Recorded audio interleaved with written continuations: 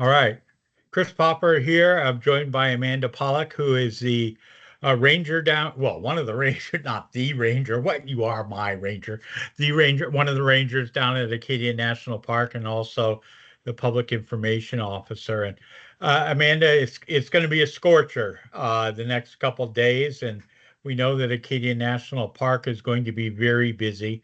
What are some of the precautions people ought to take if they are going to try and visit the park?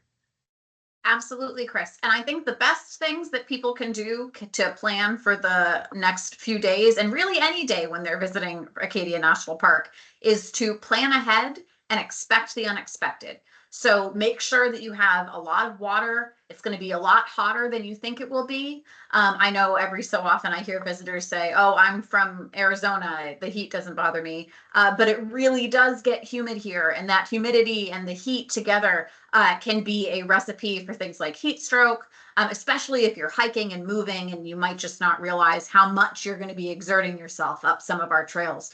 So make sure you have plenty of water and expect the unexpected. If you are hiking and you're not sweating, you should be calling someone immediately, right? Absolutely. If you begin to experience any signs of heat stroke, so not sweating, you're feeling dizzy, you're feeling nauseous, the best thing that you can do is call 911, and they will direct your call to the closest dispatch center to wherever you are. Yeah, so that's the other thing. Make sure that your cell phones are charged when you go to the park. Absolutely. You always want to make sure you have a good communication tool with you. We do have some unreliable connectivity in the park, but you should know that your 911 call will always be able to get through. So even if you can't make a phone call down at Jordan Pond House to your husband or wife or spouse, you will be able to get that 911 call out.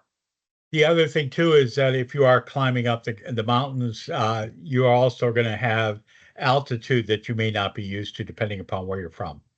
Absolutely. And it's maybe not the best day to go up one of the hilly trails. We have a lot of flat trails here in the park. So you can go along Ocean Path, which has been newly restored by our wonderful trail crew from some storm damage. The Jordan Pond Path is a really great option that's a little bit more flat and shady, which is really good. So yeah, making sure you have your sunscreen on, you have your water, and you are prepared ahead of time is always the right way to go. And someone should know where you're going. Absolutely. It's really important that you know where you want to go. We always try and tell people the planning ahead means you have the place you want to go and you have the backup option for where you want to go.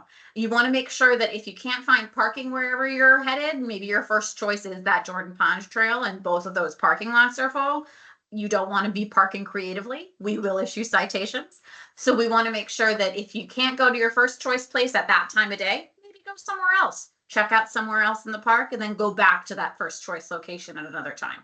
Now, because of the fact that marijuana is legal recreational in most of the state of Maine, it is not legal in the Acadia National Park. It is not. That's correct. It is still not legal federally, and thus it is illegal for use in the park. Okay, good thing for people who may decide that they want to partake, don't do it in the park. Well, and you always want to make sure too, while you're in the park, you are going to be likely doing things that require exertion, concentration, etc. And it's just such a beautiful place to experience. You want to make sure that you're in the right mind while you're experiencing it. Okay. If people are wanting to go up Precipice Trail, we now that is closed right now in the parking lot. And can you explain why and why it's so important that people follow the closures? Absolutely. Yeah. Precipice is one of those iconic Acadia trails that everybody gets really excited to go see. But we do have a closure of that trail every year, usually from February-ish to sometime in August. And this isn't just because we're mean and we want to make sure that Oh, you you are. can't We go up know. that We know. trail. Right. What people don't realize is that there's a really fragile habitat there for peregrine falcons. Peregrine falcons have been on the endangered species list for a long time. They're no longer on there, but they're still it's really important that we protect them as they're trying to have their babies and make sure that they're able to fledge. But the adults are really sensitive to being around human contact.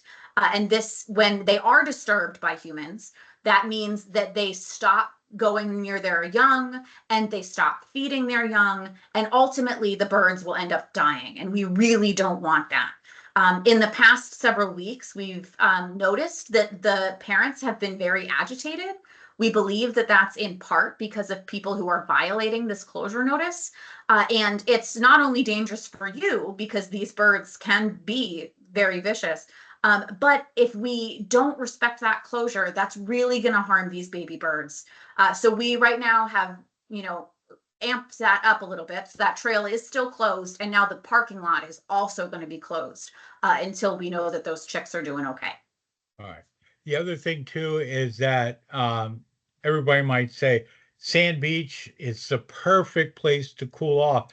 That water is really cold. I mean, and for so the air temperatures in the 80s could be maybe around the 90s, something like that. But that water is still how cold? 40s, low 50s? It's very cold. I don't know the exact temperature offhand, but you're, very high north in the Atlantic Ocean. So it's going to be chilly, and that can cause a little bit of a shock to the body too when you're headed in those really cold places. But Sand Beach isn't the only place to cool off in the park. We have a couple of different beaches that swimming is available, and some beaches that also aren't in the park, that are in other places that are outside of the park boundary. So if you go to our website, you'll be able to find a full list of those places where swimming is allowed.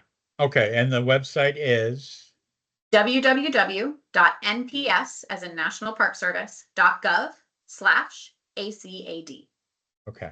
And then lastly, we want to remind everybody that they need to have a park pass if they're accessing any part of Acadia, and that includes Thompson Point as well. Absolutely. It's so important that visitors have their park pass while they're visiting the park. We have a couple of different places you can get them at the visitor center, both in the visitor center, and we have some automated fee machines, and then we have Sand Beach entry station as well. But I don't think visitors realize how much of an impact those entrance fees have on what we can do and how we can protect things and make your experience really wonderful. Those fee dollars go towards a lot of programs in the park, a lot of the maintenance in the park. It's because of people who pay their entrance fee. So we really want to make sure you have that entrance fee when you come. All right. And lastly, if you are a visitor or even if you are a Mainer and you just say, "Oh, I want to go up Cadillac Mountain," you have to make a reservation. You sure do. And that reservation is, relatively easy to make online. You can make them on rec.gov, and we do have that available through links on our website as well. But what we've noticed is that the system has been really working the way that it should be working, and it can still be possible to make those same day reservations. Not guaranteed, but it is often possible. So even if you don't have your reservation yet, go on rec.gov and see maybe if you can get up a little later that day. All right. Thanks so much, Amanda. Appreciate you sharing some tips to enjoy Acadia National Park. Keep everybody safe. And anytime you want to come on, please let me know. Thanks, Chris. Appreciate all the work you do. Thanks.